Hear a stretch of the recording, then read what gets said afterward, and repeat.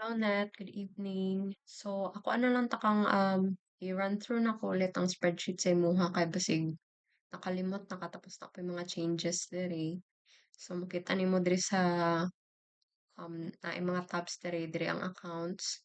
So ang atong i-work is for September na content na atay 24 ka accounts karon. So mapansin nimo na ay lead diri. So Marshall and Elvin lang gid na.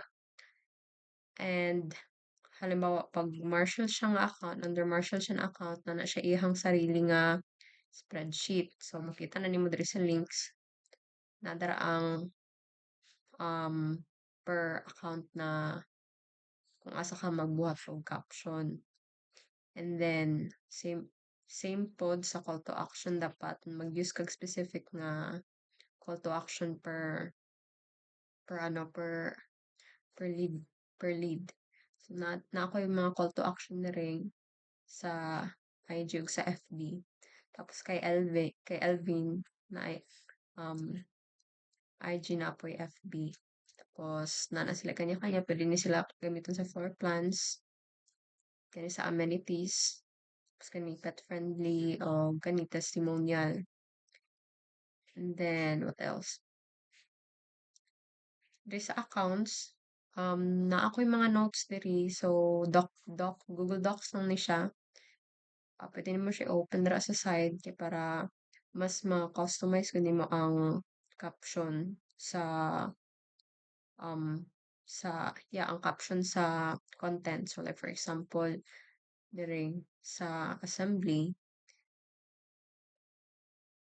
um as much as possible kanang i-mention nimo ang location niya or other na mga amenities nga what they call this, or kanang maka-bring sa customer of more value ba ana.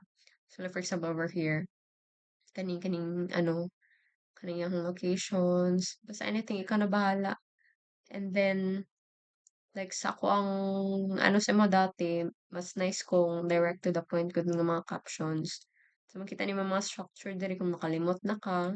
So of course, ako man gyapon na ang buhat sa research kana. Tapos pag kumana na research, pwede na ka mag-captions. Tapos ano man nakalimot ka sa mga instructions before, magto lang ka diri sa improvements tab. And then ato ka diri sa caption nga what do you call this, nga section. Ako yung mga instruction dira sa other na ko na workmate. Kana pwede mo na nimo na siya basa-basahon para ma-apply pod nimo siya. Tapos kung naa kay other questions, message lang ko. Thank you.